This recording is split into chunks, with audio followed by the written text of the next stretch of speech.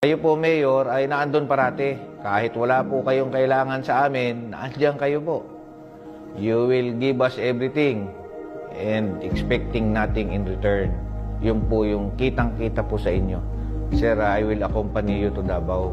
Yun din po yung aking plano.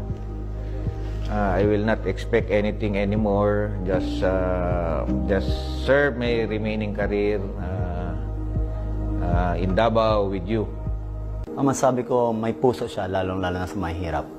Actually, may mga nagtatanong nga sa akin kung ano ba daw talaga yung ugali niya behind the camera. Ang masabi ko lang, he's a jolly person, matalino, at higit sa lahat, mapagmahal, literally and figuratively.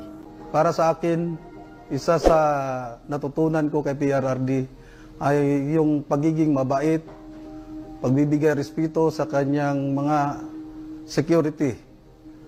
As Commission Officer, pili ko po itong tularan at ma-apply ko po sa aking nasasakupan. Sana sir, hindi mo kami makalimutan kahit na hindi na kami mag-work for you. Malapit na kasi, and sana sir, parati kang healthy kasi pag happy ka, iba kasi yung dating ng smile mo sir, pag happy ka na, giging happy din kami parati. And sir, bata mo ako forever. Ako magapasalamat kay naghatag ka sa amo og hope. Wala nga kabalo sir, pero idol yun ka sir. Kasi idol kayo tika sa dili kay tungod sa imong leadership o sa imong nabuhat sa amo kundi tungod sa imong pagkamaayong tao. Naarami permi sir, maga-support sa imo ha sir. Sana sir, mas mahaba pa yung time na ikaw ang presidente. Kasi you have done a lot. And sana ipagpatuloy nung kung sino man yung papalit sa inyo, yung mga numpisan mo. Sana palagi ka pong nandyan. I have learned a lot from you, and especially sa mga mentoring na binigay niyo po sa amin, sa lahat ng guidance, sa lahat po ng tulong. We will be forever grateful for those services that you have given us. You're one of the best tatay sa totoo lang. Sa mga matagal nating pinagsamahan, sir, more than 5 years tayong magkasama. Nakita ko yung saya mo, yung hirap mo, yung mga tagumpay mo, syempre. Sana ma-enjoy mo pa yung life mo, na wala nang stress, wala nang lahat na ng gusto mong gawin, magagawa mo.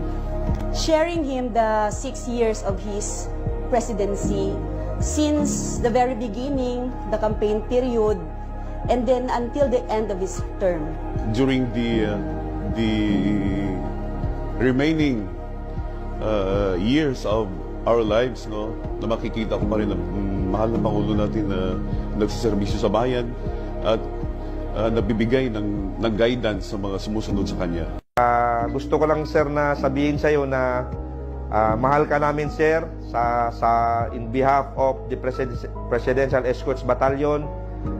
Mahal na mahal ka namin at napakasaya namin na ikaw ang naging boss namin, ikaw ang naging presidente, and gusto ko lang sabihin sa inyo na from the bottom of my heart, mabuhay po kayo.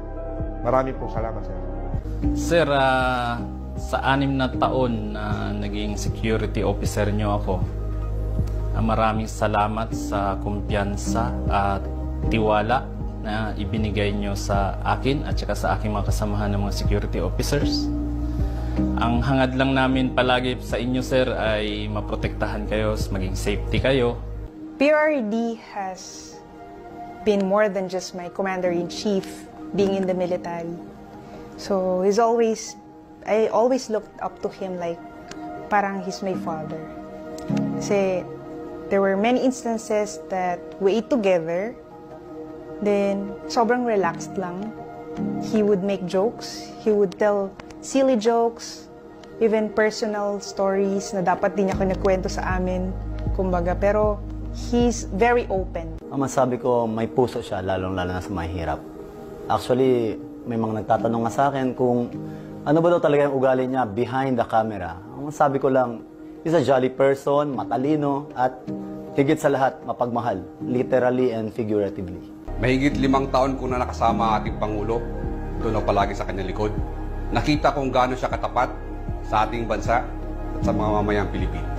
Tayo, sir, kasi hindi mo kami trinit na mga security mo. Yun lang talaga actually yung nakaano sa amin na we were treated as part of your family. So, I'm really, really proud to have the honor to work with you as your aide. And in TV, you see him wearing barong, but after all the fiasco is over, he goes back and he changes into comfortable clothes, baggy shirts, jogging pants, chinelas, and he will enjoy a simple dish with us. He is the kind of person na pag nakikita mong kumakain, sobrang ganado. Kahit na yung ulam bulad, parang pati ikaw gaganahan kasi papaisip ka, parang sarap ng bulad, kakain na lang din ako. So seeing him like that, na simple pleasures in life, he enjoys very much. Wait lang, naiyak ako. Visit! I will always remember all the lessons you've taught me throughout my career and for the rest of my life. PRRD was always a father figure, not only to me but to all of us. My special story about this is that when I had a miscarriage, he was very considerate and he was very concerned, and he let me to take time to rest and recover from the incident. He also tried to comfort me with his words and positive perspective. So I really appreciate that.